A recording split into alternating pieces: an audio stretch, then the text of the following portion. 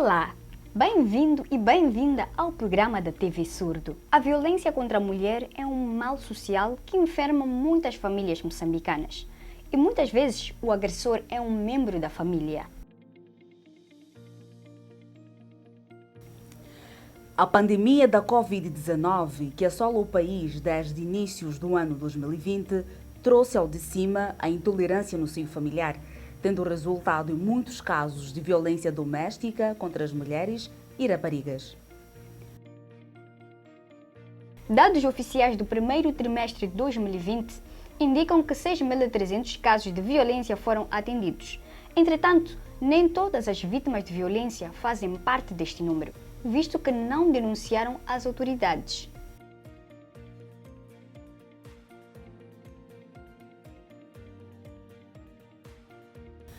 A peça a seguir retrata histórias de duas mulheres com deficiência auditiva que voltaram a sorrir após se verem livres de relacionamentos abusivos. Acompanhe.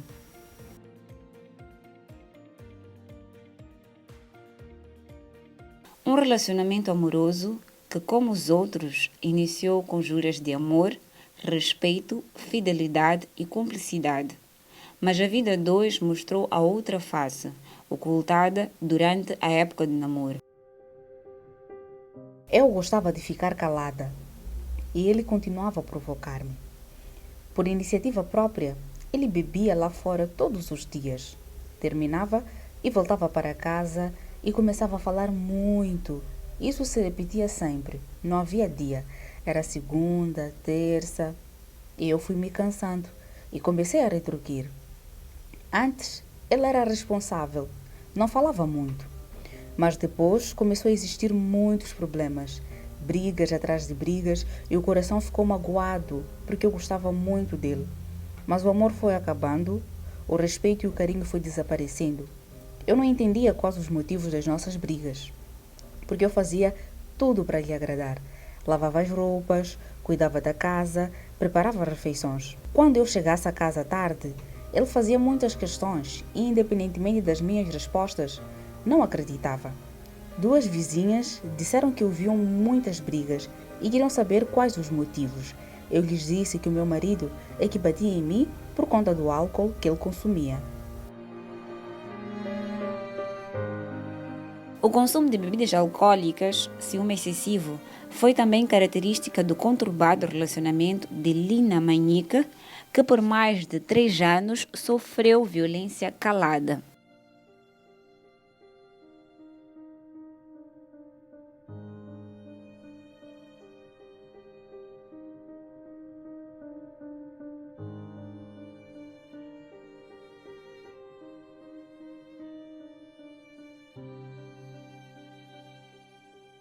Antigamente eu sofria violência doméstica, que até pensei que fosse morrer. A vida era difícil, faltava comida e eu estava a amamentar meu filho. Houve uma época que até desmaiei por conta de fome. Ele bebia muito e batia em mim. Certo dia, uma vizinha minha bateu à porta e me encontrou desfalecida. Eu estava bastante magra. Depois de receber essa ajuda, eu desisti deste relacionamento abusivo e já passam 3 anos desde que me separei.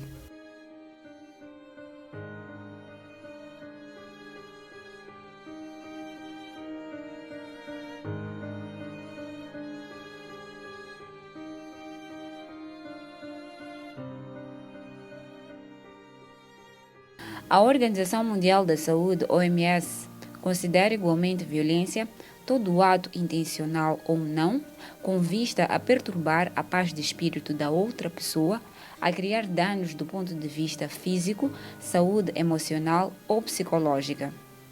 Elsa e Lina contam episódios assustadores.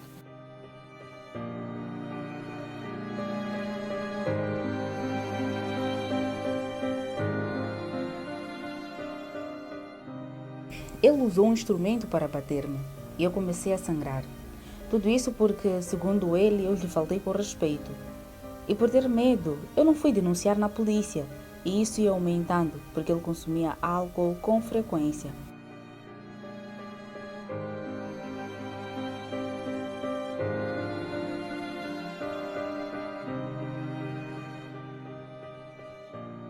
A violência era por conta do álcool. Ele gastava tudo nas bebedeiras e não conseguia pagar as despesas de alimentação aqui em casa. Minha mãe disse para eu ir à polícia, porque essa vida me faria mal no futuro. Mas depois disso aí, houve já um pouco mais entendimentos com o marido, não sei o quê, era apurada, era não sei o quê, dava apurada às vezes, e bebia lá fora, voltava em casa, então pronto. Isso aí, não nós víamos, ela conta-nos, né? Eu falo aquilo que ela nos conta. Contava-nos, aliás. E pronto. Tentei a suportar. O que fazer? Então, você quer vir para casa ou queres continuar? Ah, papai, eu quero continuar com ela, não sei o quê. Ah, é? Então, ok. Mas se você ver de que não dá, que venha em casa. Não foi fácil. Senhor Antônio nunca deixou de prestar apoio à sua filha. Foi após a apatia do ex-companheiro de sua filha, diante de uma situação de vida ou morte, que este decidiu levar a Elsa de volta para casa. Hoje, a jovem está num relacionamento novo, mas o pai não esconde a sua preocupação. E só que existe outro obstáculo por frente, porque ela tem roupa lá, em casa desse namorado. E é muita roupa. Inclusive a roupa da mãe, há um juvete, não sei o que, há muitas roupas mesmo que está lá. E ela não está assim com a roupa dela mesmo, conforme. A roupa dela ficou lá. Eu tenho que procurar um dia, eu falar com o padre para poder nos encontrar lá, para nos dispensar a roupa. É mais ou menos isso aí. E de lá para cá, até agora, ela está assim sossegada. Ela disse que tinha outro namorado, um amigo, não sei o que, isso aí ainda não vimos. Vamos lá ver, esperamos que seja um amigo um pouco inteligente, não é? E também de língua, ela te diz que também é de língua de sinal. Mas qualquer. Então, nesse caso, vamos lá ver. A violência tem rosto. Muitas vezes, o protagonista é o próprio marido. E esta pode ter graves implicações na vida das vítimas, segundo explica o psicólogo Hélio Nhanala. A saúde emocional desta pessoa fica totalmente fragilizada. E não só, se for a violência física, essa pessoa pode contrair danos, né, físicos, né, que são feridas, né, inchaços, essas coisas todas, bem como também tudo isto pode levar à morte. Né? Temos casos, né, de pessoas que são assassinadas por conta, né, da violência, seja familiar, seja social, né, familiar por pessoas. Então, para dizer que a violência é um ato bárbaro, é um ato repudiante, né, que deve ser repudiado, né, porque ela surge, acima de tudo, pela incapacidade que a pessoa tem de resolver um conflito através de um diálogo passivo para com a outra pessoa, né? Razão pela qual a violência ela tem causado tudo isto, porque as pessoas que são violentadas, elas são impostas a uma humilhação, né, por parte desta pessoa. São postas a um descuidado desumano acima de tudo, né? Porque toda violência ela causa dor, né? Toda violência ela causa dor, seja ela violência psicológica, seja ela violência física, né? Seja a violência sexual, né? Seja a violência econômica, seja a violência discriminatória, seja o próprio abandono, né? A família, a base da sociedade, deve continuar a prestar o acompanhamento às mulheres vítimas de violência, que continuam vulneráveis a estes episódios. Se formos a acompanhar as notas de reportagem, a casos de homicídio contra a mulher, okay? Há casos de privação, nem privar uma mulher porque não pode fazer isto, não pode estudar ainda, não pode trabalhar. A mulher ela ainda continua sendo a mais vitimizada em todos os sentidos, seja até no sentido psicológico, seja no sentido físico, seja no sentido sexual. Ainda há violações contra mulheres, né? Ainda há violações contra mulheres, né? E é mais ou menos este cenário que tem acontecido. As mulheres têm sofrido mais, infelizmente, né? Tem sim, há alguma redução, né? Alguns sítios que estão a reduzir pouco a pouco, mas ainda precisamos fazer um trabalho árduo para resolver este problema. Dos casos registrados pelos gabinetes e secções de atendimento às vítimas de violência, configuram como vítimas 3.318 mulheres, 646 homens, 2.048 crianças e 288 idosos. Associa-se à situação da violência à precarização da saúde das mulheres e raparigas. Com este retrato de superação à violência doméstica, vamos a uma curta pausa. Voltamos dentro de instantes.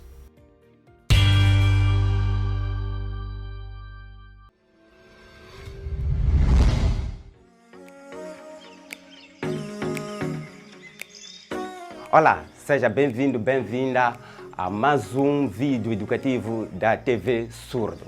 Sou Nelson Francisco Mazive. Vamos à aula.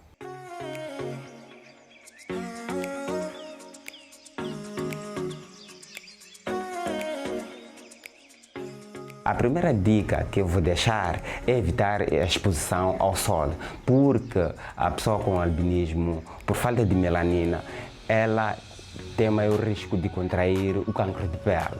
Assim, é necessário que a pessoa com albinismo proteja o máximo possível. E uma das formas de proteger a sua pele é usar as roupas de mangas compridas, porque tem a função de proteger a sua pele e assim evita a queimadura dos raios solares.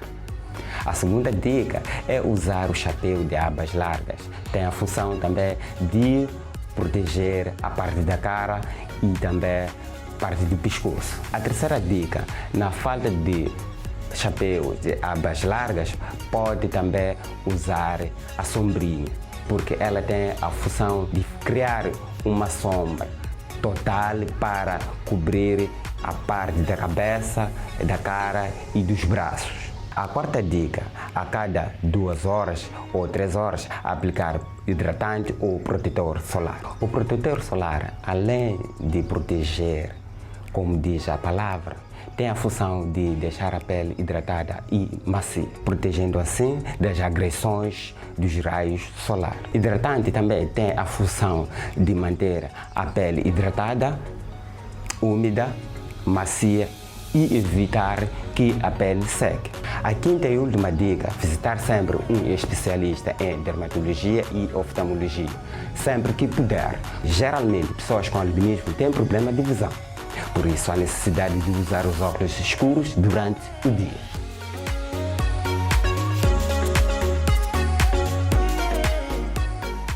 Assim foi mais um vídeo educativo da TV Surdo. Até a próxima!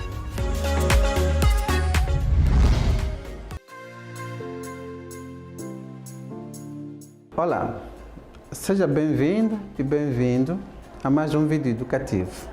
Eu sou José Tropila, sou terapeuta ocupacional. No vídeo de hoje, vamos aprender a fazer exercícios em casa, exercícios de reabilitação em terapia ocupacional.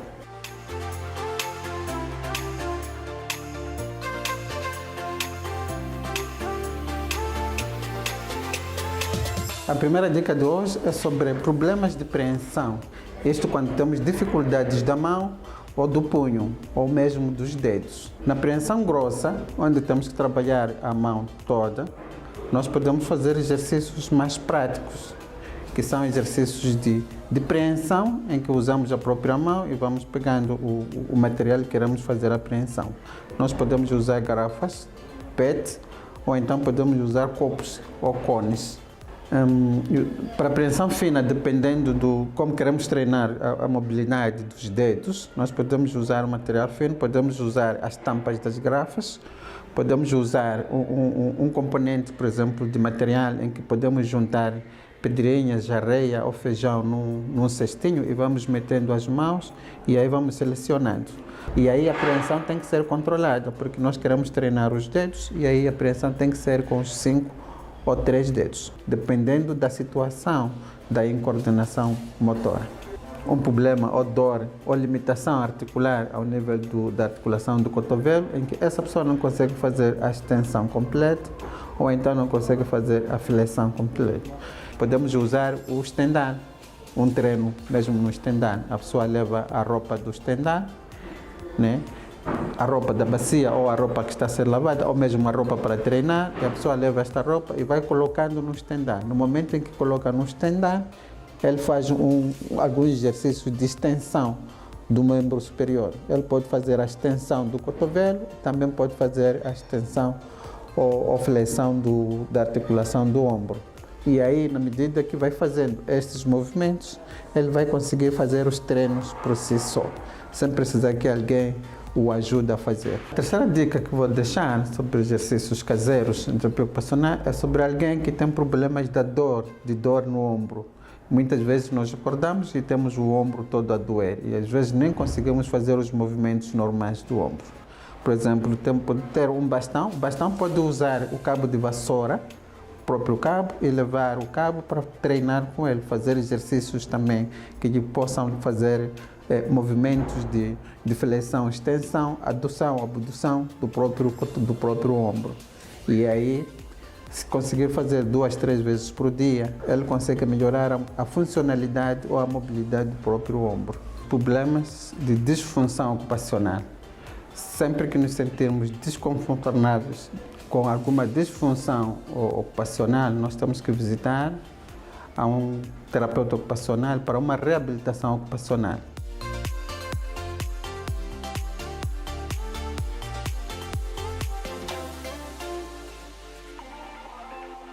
Assim foi mais um vídeo educativo. Até a próxima.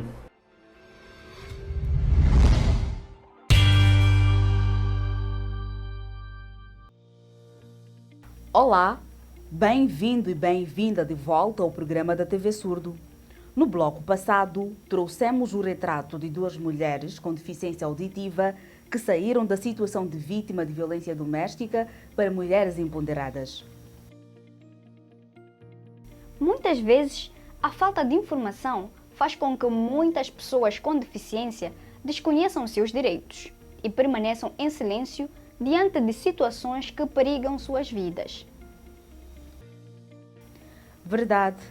Agora vamos falar de saúde sexual reprodutiva, com enfoque nas raparigas e mulheres que continuam a ver seus projetos de vida interrompidos por gravidezes indesejadas.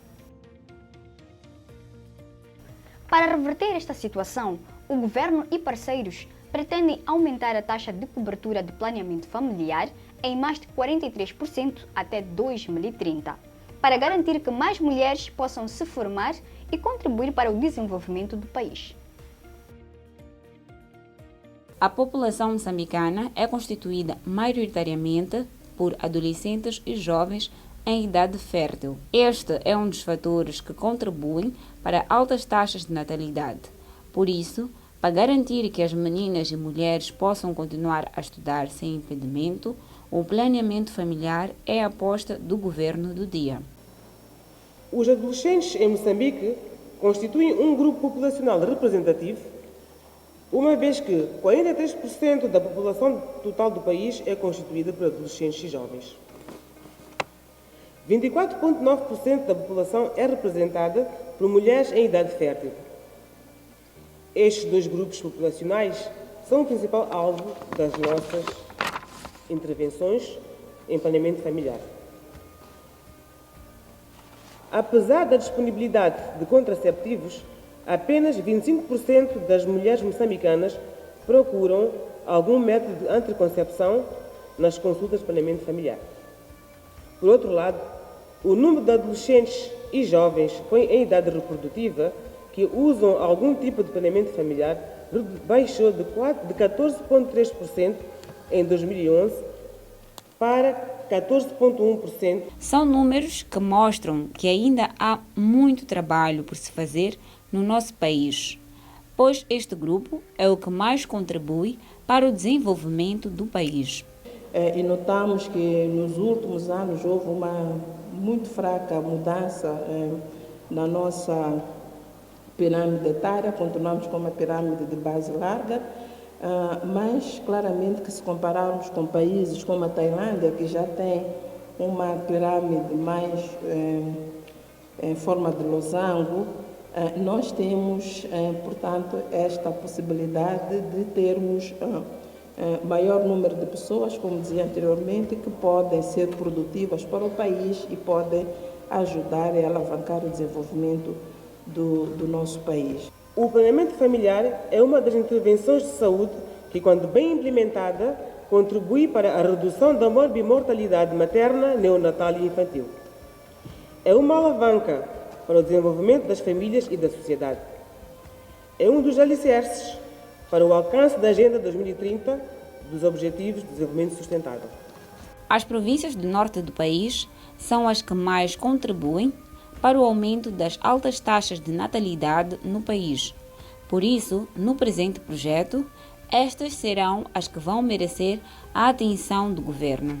A nossa taxa de fecundidade ainda é muito alta, estamos nos últimos anos pouco mudou, saímos de 6 a média para 5,9 filhos por cada mulher, mas, como dizia, devemos aproveitar esta oportunidade.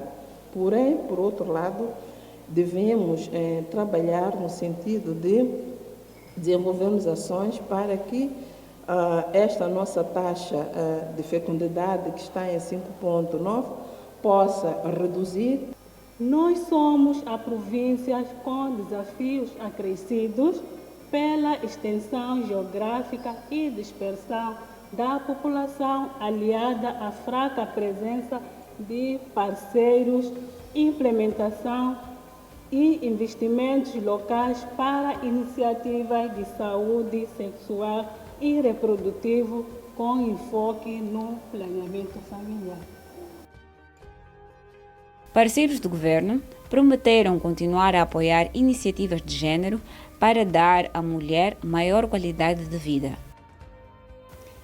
Nesta nova fase, os compromissos do governo vão desde a priorização de intervenções favoráveis aos adolescentes e jovens, aumento da alocação de fundos e despesas do orçamento do Estado, visando aumentar a taxa de prevalência de uso de contraceptivos para 43% em 2030. Refira-se que o presente programa de massificação de planeamento familiar vai beneficiar pouco mais de 50% das mulheres moçambicanas em idade reprodutiva. As províncias da Zambésia, Nampula e Cabo Delgado são as que mais taxa de natalidade apresentam ao nível do país. Com vista a eliminar lacunas no acesso à informação para pessoas com deficiência, a TV Surdo levou a cabo capacitação de correspondentes das províncias de Zambésia e Nampula em jornalismo inclusivo. Os recém-formados mostraram-se comprometidos com a causa da TV Surdo e prometeram lutar para a inclusão de pessoas com deficiência nas comunidades em que vivem. A mudança de comportamento da sociedade deve ser um exercício constante. Cada um de nós deve fazer a sua parte. É a pensar nisso que a TV Surdo levou a cabo capacitação de correspondentes das províncias de Nampula e Zambésia para que sejam agentes ativos no processo de mudança. E dizer que gostei muito de ter participado desta formação, aprendi o que eu era de aprender, mas que hoje em dia vou aplicar aquilo que eu aprendi na comunidade, assim como na rádio, para levar a rádio à frente e marcar aquilo de diferença para demonstrar que de verdade eu participei de uma capacitação não diferente com aquela primeira formação que eu tive. Realmente tivemos um bom ensinamento a respeito de como fazer rádio, como fazer televisão, como ser um bom entrevistador. Este foi um passo muito positivo para nós como pessoas com deficiência e a posterior darmos seguimento daquilo que nós aprendemos aqui. Então, vamos prosseguir com este assunto e vamos difundir as informações lá a nível da base ou dentro do nosso distrito, da nossa província de Lésia, em função daquilo que nós olhamos aqui na província de Nampula.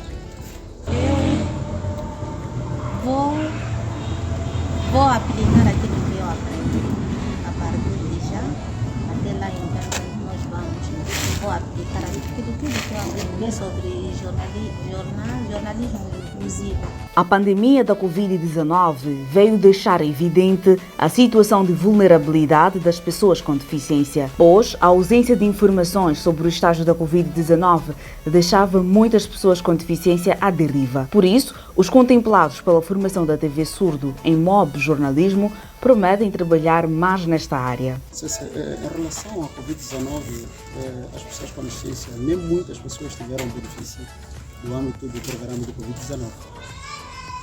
Então, nós vamos advogar, vamos fazer um lobby para podermos perceber na íntegra quantas pessoas tiveram benefício no âmbito do coronavírus. Então, a maioria, vamos perceber quantas pessoas com deficiência tiveram oportunidade no âmbito da recepção do valor Covid-19. O que eu fazer é levar a informação para essas pessoas, de modo que essas pessoas venham a ter conhecimento, porque é muito perigoso. Aliás, a Covid-19 é mais perigoso para a pessoa com a deficiência, né? Por causa da forma como a pessoa com a deficiência se movimenta, neste caso. É mais fácil contrair aquela doença que é a Covid-19. É só ir atrás desse caso e fazendo uma entrevista dessa camada social, procurar saber e, sem nada, sem menos, também ir ao encontro da própria instituição que é INAS, procurar saber se essa camada social teve oportunidade daquele financiamento. A formação de uma semana contemplou 6 jornalistas, sendo 3 de Nampula e 3 da Zambésia. Para além de jornalismo inclusivo, estes foram capacitados em radiojornalismo e em advocacia. Vamos a mais uma aula de língua de sinais de Moçambique. Olá! Bem-vinda e bem-vindo a mais uma aula de língua de sinais de Moçambique. Na aula de hoje, vamos aprender a dizer palavras relacionadas aos métodos contraceptivos. Pílula. Implante. Injeção. Vamos repetir? Pílula. Implante. Injeção. A aula de hoje termina por aqui. Não se esqueça de continuar a praticar aí em casa. Está tudo dito nesta edição. Nós voltamos daqui a 7 dias. Fique bem!